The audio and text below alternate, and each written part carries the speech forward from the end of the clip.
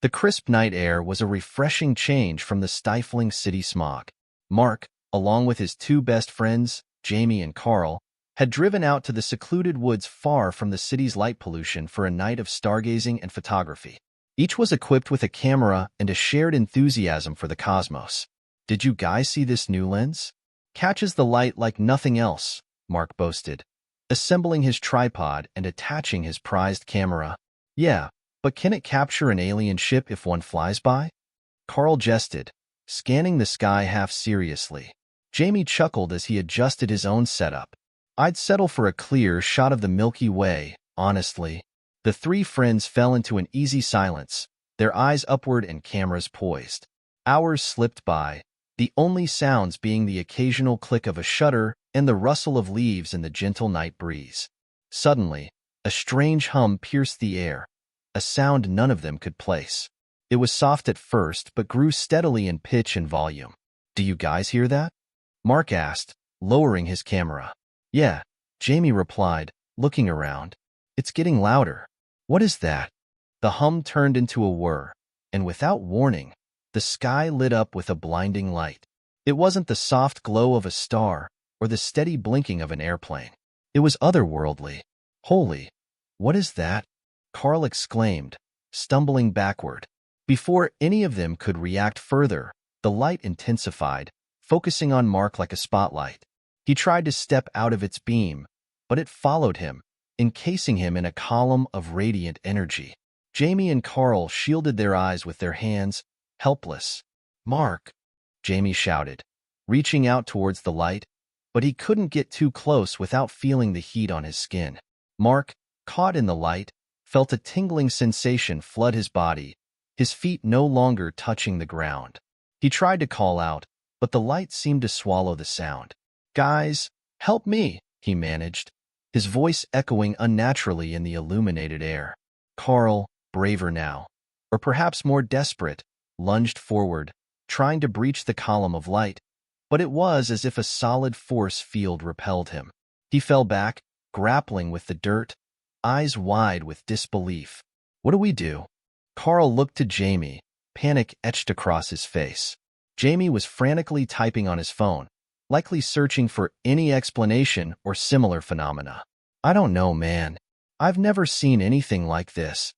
The light began to pulse, a rhythmic beating like a heart, and Mark felt a pull, stronger than before. It was as if the very fabric of his being was being drawn upwards. "Don't let go, guys. Please." Mark's voice was filled with a mix of fear and awe as the woods around them filled with a soft, eerie glow. Jamie and Carl tried once more to grab him, their efforts futile against the inexplicable force. As they watched, helpless and horrified, Mark was slowly lifted into the air, the light enveloping him completely, obscuring his form from view. Then, as suddenly as it had appeared, the light snapped off, plunging the woods into darkness. Mark was gone. Jamie and Carl stood in the pitch black, breathing heavily, their minds racing to make sense of the impossible. "We have to find him," Jamie said, determination setting into his voice despite his shaking hands.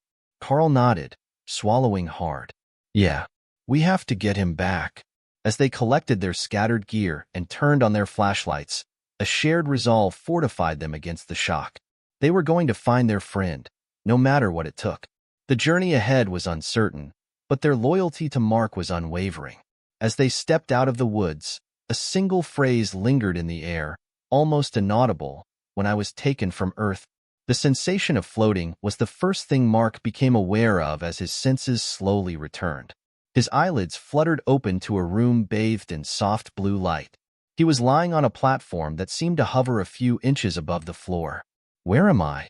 Mark's voice echoed slightly in the strangely shaped room.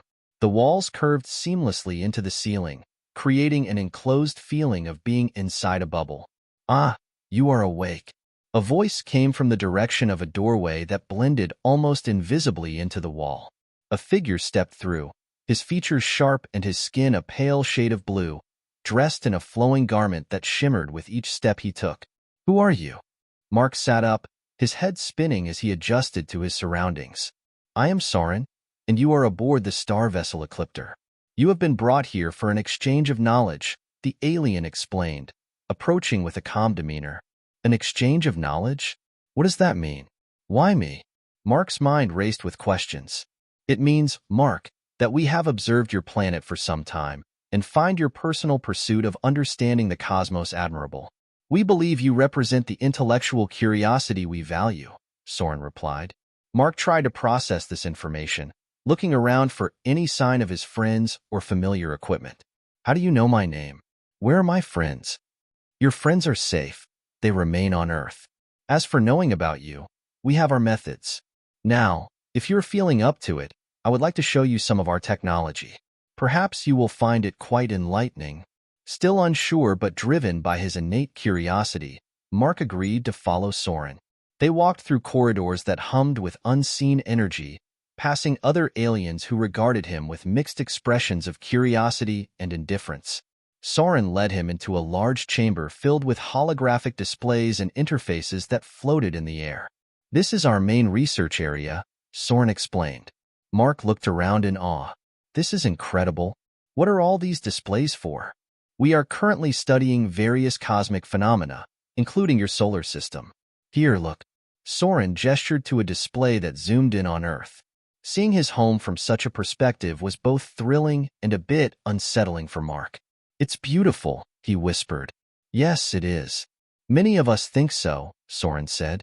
We hope by sharing our knowledge, we can prevent future conflicts over resources and space between our species. As they continued the tour, Mark's initial apprehension began to wane, replaced by a growing eagerness to learn more about this advanced civilization and their technology. He asked questions, and Soren answered them, explaining their advancements in energy, space travel, and even medicine. Is there a way for me to communicate with my friends? They must be worried, Mark asked, remembering Jamie and Carl. That can be arranged, Soren said, leading him to a smaller room with a device that looked akin to a communication terminal. You may send a message, but it must be brief. Mark approached the device, and with Soren's guidance, he composed a message to his friends, explaining that he was safe and would be back as soon as he could manage. As he sent the message, Mark felt a mix of excitement and homesickness. He was millions of miles away from everything he knew, yet here he was, touching the stars in a way he had only ever dreamed. Soren observed Mark's contemplative expression. It is a lot to take in, but you are not alone here. Thank you, Soren. I guess part of me always hoped something like this would happen, just never thought it actually would, Mark admitted. Many beings never see beyond their own world, Soren replied. You are one of the fortunate few, Mark.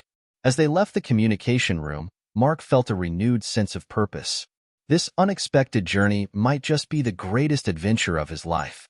Mark followed Soren to a large observatory room, where a group of aliens, similar in appearance to Soren but varying in color and stature, were gathered around a large, spherical hologram of a galaxy spinning slowly in midair.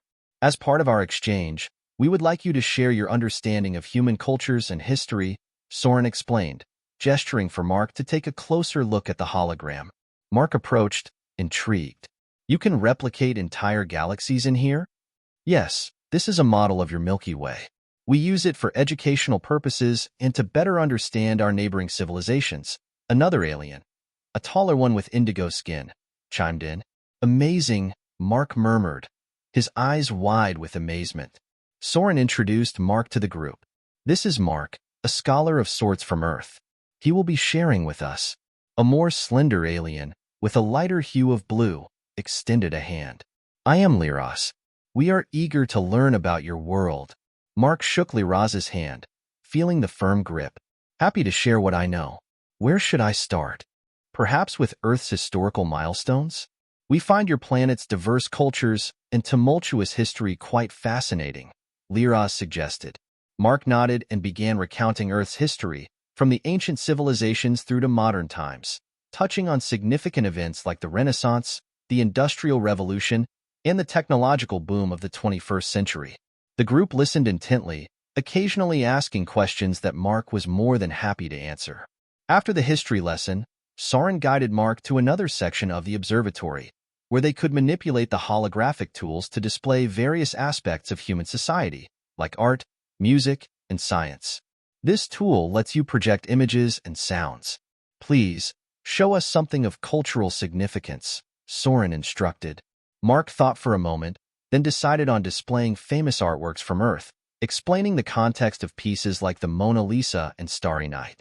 He followed up with music, playing compositions from Beethoven and the Beatles. The aliens were particularly fascinated by the music. These sounds are quite harmonious. Is music a universal language on Earth? Another member of the group, Palon, inquired.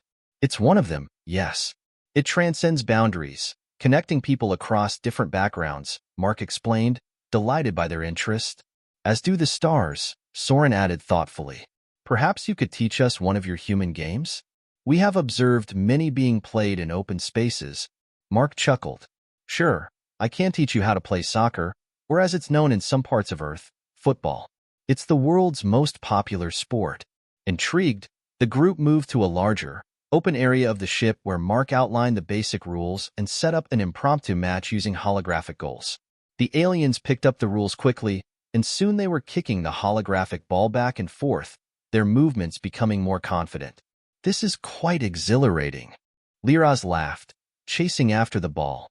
It's a favorite pastime for many on Earth, Mark replied, pleased with the enthusiastic response. As they played, Mark felt a kinship with the aliens.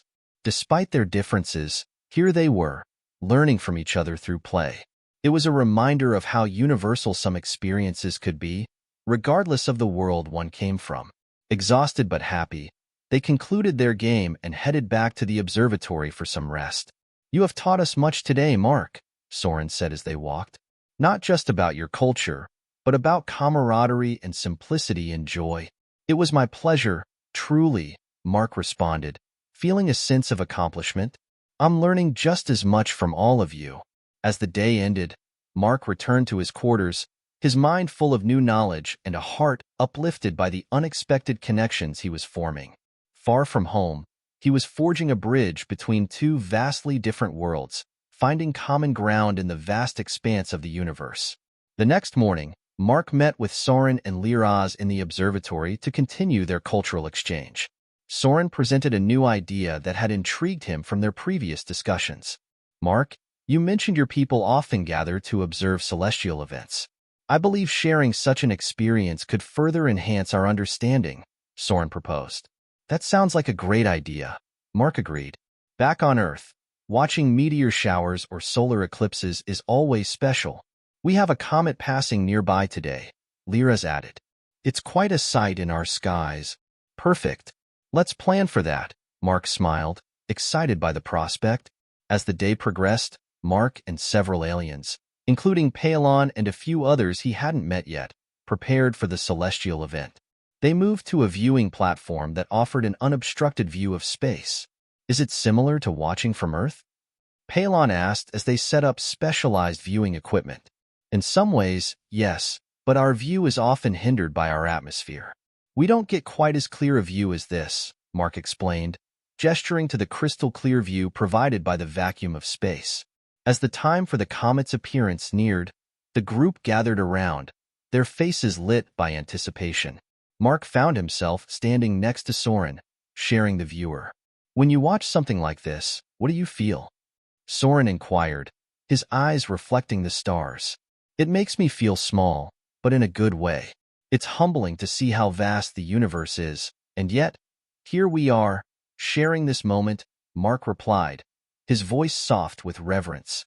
That is a sentiment we share, Mark. It's a reminder of how interconnected everything is, Soren noted. The comet soon made its appearance, streaking across the black canvas of space with a brilliant tail. It was larger and more magnificent than any Mark had seen from Earth. Wow, that's incredible, Mark exclaimed, unable to hide his awe. The group spent several minutes watching in silence, each lost in their own thoughts about the universe's beauty and mysteries. After the comet had passed, they returned inside, and Soren suggested they spend the evening sharing stories about their planet's myths and legends surrounding celestial events. Gathered in a circle, Mark listened intently as one alien described a legend of a star that exploded thousands of years ago, believed by their people to be the birthplace of wisdom. Mark shared the story of Halley's Comet and its significance in predicting events on Earth. As you speak of your histories, I am struck by the similarities in how our cultures have looked to the stars to make sense of our existence. Palon reflected after the stories had been shared. It's true, Mark nodded. Despite our differences, we all share the same sky, just from different perspectives. The evening ended with a feeling of camaraderie that went deeper than just an exchange of knowledge. They had shared a part of their souls, connecting through the timeless human and alien quest to understand the greater universe. Liraz approached Mark as they were about to leave. This has been a meaningful night, Mark. Thank you for bringing us together like this. It was my pleasure, Mark responded, realizing just how much he had begun to feel at home among the stars.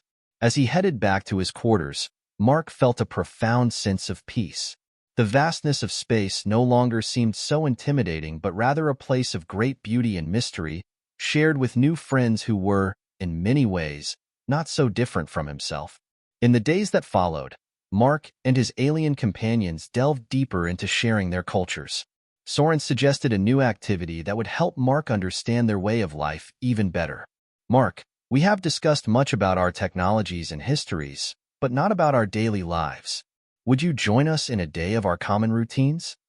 Soren asked one morning. I'd like that. I think it's a great way to understand each other better, Mark replied, eager to experience the day-to-day life of his hosts. The day began with what Soren described as a meditation session, aimed at harmonizing their physical and mental states. Mark joined Soren and Liraz in a quiet, brightly lit room filled with plants that seemed to thrive in the absence of natural sunlight. Close your eyes, breathe deeply, and let your mind wander through the cosmos, Soren instructed as they sat cross-legged on the smooth floor. Mark followed suit, finding the quiet hum of the ship a surprisingly soothing backdrop. As the session ended, he felt a sense of calm he hadn't experienced in a long time. Thank you for that, Mark said, genuinely refreshed. It is our pleasure, Liraz smiled. Next, we participate in communal tasks. Today, we're tending to our hydroponic gardens. They moved to a large, transparent dome where rows of greenery bathed under artificial sunlight. Mark was handed tools to help prune and manage the plants, guided by Liraz's expert instructions. As we care for the plants, we care for our community. Everyone takes part, Liraz explained. I can see how this brings everyone together. On Earth, community gardens are a place for people to connect, too, Mark noted as he clipped away dead leaves. The hours passed with ease as they worked side by side, sharing stories of their respective planets' flora and agriculture. Mark was surprised to learn about the various alien crops that were edible and offered essential nutrients. Lunch was a communal affair with the crew in a large dining hall. Dishes made from the garden's produce were passed around, and Mark found the alien cuisine unusual but flavorful.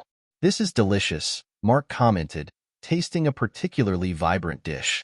We use natural enhancers to improve the taste without artificial additives. It's healthier, Palon, who had joined them for the meal, explained.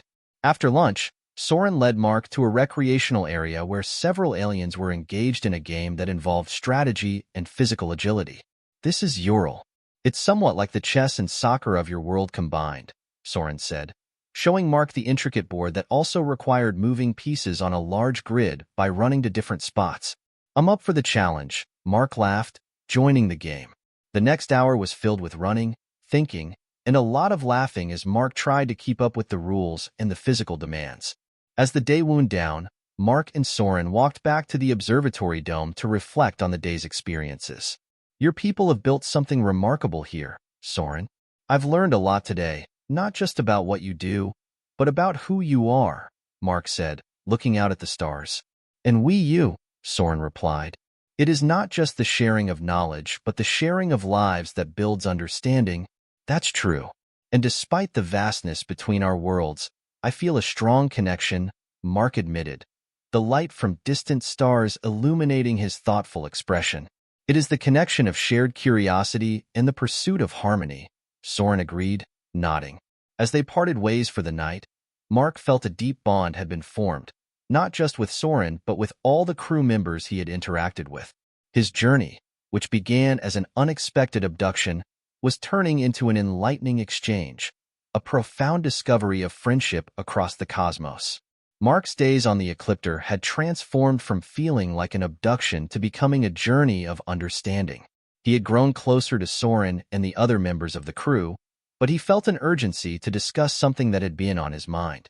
Humanity's first encounter with an alien species might not always be as peaceful as this one, and he wanted to address it. One evening, after their shared meal, Mark pulled Soren aside in the observatory, where they often spent quiet moments gazing at distant stars.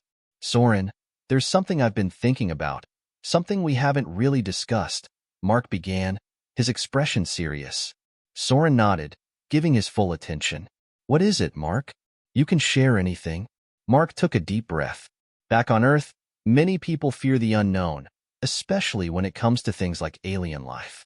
If humans were to encounter your kind in a less controlled environment, I'm afraid the reaction wouldn't be as diplomatic. Soren listened, his calm demeanor thoughtful. "We are aware of the general wariness humans have towards outsiders. It's one reason we've remained at a distance. But we hoped you could help us understand why such fear exists." Mark sighed, running a hand through his hair. "I think it's a mix of things.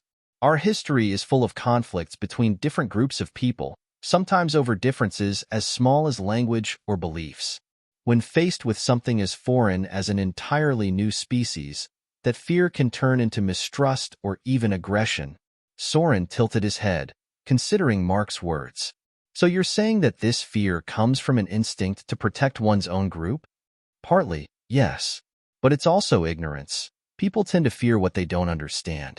You have to remember, humans have been alone in the universe for so long. We've always looked to the stars, but only with wonder.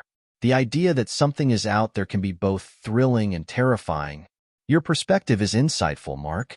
It's unfortunate that curiosity can turn to fear, but I can understand how isolation might lead to such reactions," Soren replied. "In our own history, we too had periods of misunderstanding between groups. But over time, we learned the value of unity over division." Mark looked at him, intrigued. "I never thought I'd hear that from an alien civilization. How did you overcome it?" "We reached a point where we realized that the vast universe is challenging enough without internal strife. Our species committed to a path of cooperation, understanding that we could only thrive if we embraced our differences," Soren explained, a touch of pride in his voice. "That's something many humans are still trying to figure out," Mark said, feeling a pang of regret. "But that's why I want to be here. I want to learn more about how you've managed to live this way. Maybe I can bring some of that understanding back to Earth." Soren placed a hand on Mark's shoulder, a gesture of camaraderie. "You already are, Mark. Your presence here is proof of that willingness to understand." Just then, Liraz entered the observatory, noticing the serious expressions on their faces. "Am I interrupting something important?" she asked, glancing between them. Mark shook his head. "Actually, we were just talking about the challenges humans might face if we ever met aliens outside of these circumstances. I was explaining that fear often gets in the way of understanding." Liraz considered this, her pale blue eyes thoughtful. "It's not entirely different from some of our own histories. Many of our crew come from various backgrounds within our own world, each with unique perspectives. Yet, we have learned to build trust through transparency and mutual respect." Mark smiled. "That's exactly the kind of approach we need more of on Earth. Perhaps you could demonstrate how humans build trust?" Soren suggested. "Show us something that fosters connection among your people." Mark thought for a moment, then his face lit up.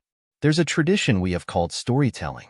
Often, people will gather around, especially in close-knit communities, and share personal stories, myths, or experiences.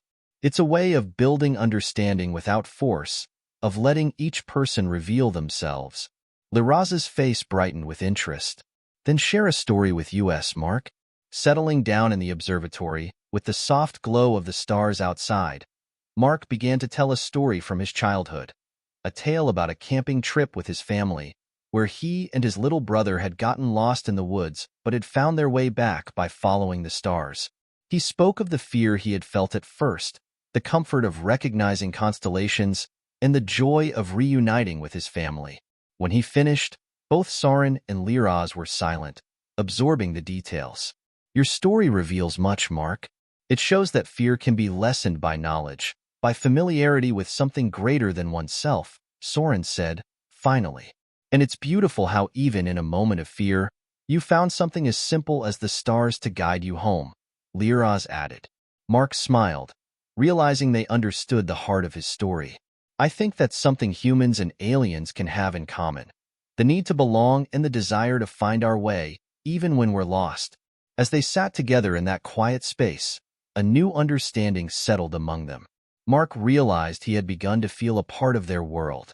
They weren't just aliens to him anymore. They were friends, people who shared the same dreams, the same yearning to know and be known.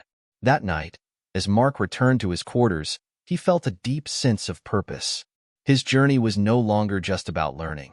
It was about bringing a piece of this experience back to Earth, to show his people that even across the stars, the desire for connection and understanding could bridge any divide.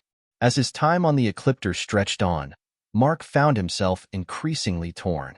The peaceful routines, the rich conversations, and the friendships he had developed with Soren and Liraz had transformed his life.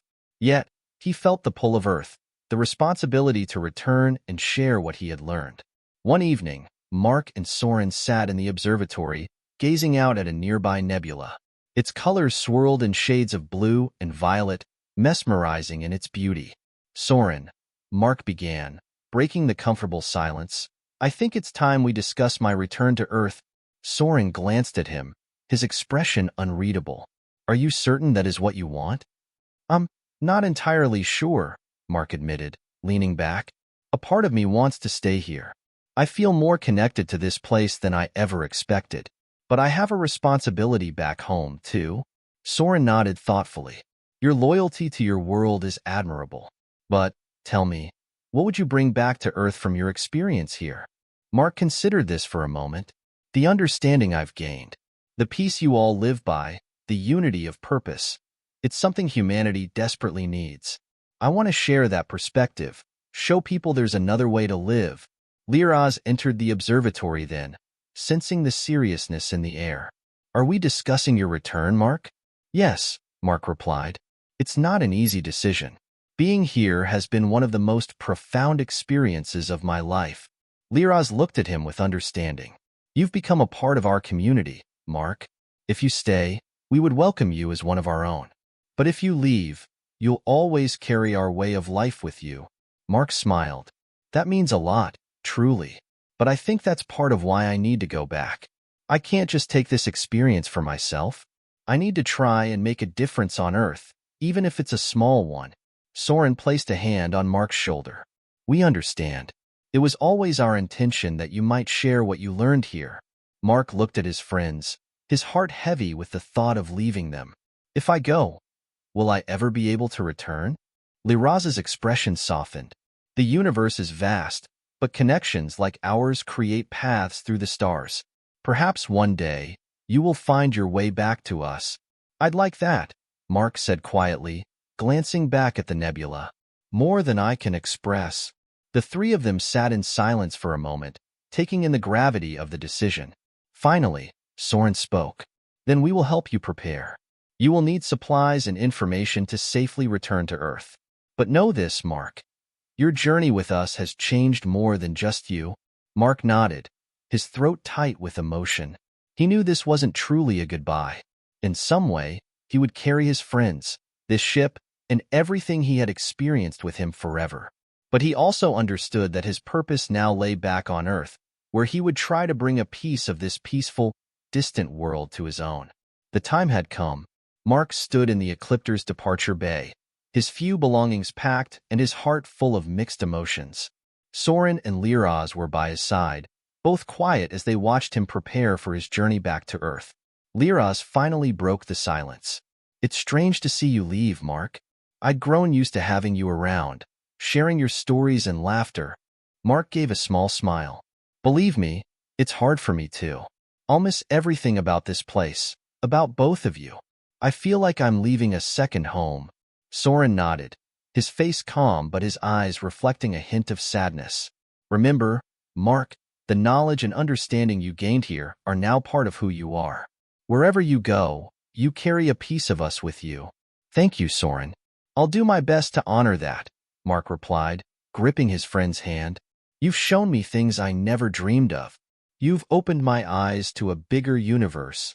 They shared a solemn moment, each recognizing the depth of their bond. Liraz moved closer, placing her hand on Mark's shoulder. And if ever you look to the stars and feel lost, remember that we are watching, supporting you from afar. Mark felt a pang of emotion he hadn't expected. I'll keep my eyes on the sky. Maybe one day, I'll look up and know that I'm seeing the ecliptor, even if just for a second. Soren gestured toward the ship's door, where a soft, pulsing glow marked the passage that would take Mark back to Earth. Your journey will be swift, and you'll remember everything we taught you. And who knows, perhaps you'll find others on Earth ready to understand, ready to listen. I hope so, Mark said, his voice filled with both hope and uncertainty. He took a step toward the passage but paused, looking back at Soren and Liraz. This isn't really goodbye, right? Liraz smiled softly. Not goodbye. Just until next time. Soren nodded in agreement. And remember, Mark, our paths may cross again in ways we cannot yet foresee. The universe has a way of bringing friends together. Mark took a deep breath, nodded, and then stepped into the passage. The light surrounded him, and he felt a familiar sensation of weightlessness, similar to when he had first been taken from Earth. Only this time, he felt calm, at peace. As the light grew brighter, he closed his eyes, allowing the warmth to wash over him. Memories of his time on the ecliptor, of the laughter, the late-night talks, and the quiet moments under alien stars flooded his mind. When he opened his eyes again, he was standing on solid ground. The sounds of Earth filled his ears, rustling leaves, distant traffic, the chirping of birds. He was back in the woods where his journey had begun. Mark took a deep breath, feeling the cool, familiar air. For a moment, he looked up at the sky, a mixture of stars and clouds scattered across it, and he felt a quiet certainty that his friends were somewhere out there, watching. With a final glance at the heavens, he picked up his bag and started walking, ready to share the wonders he had seen, ready to make his own world just a little bit better. As he walked back towards civilization, he murmured to himself, "When I was taken from Earth, I never expected to come back this changed." And with that, he set out, carrying a new purpose, knowing his journey was only just beginning.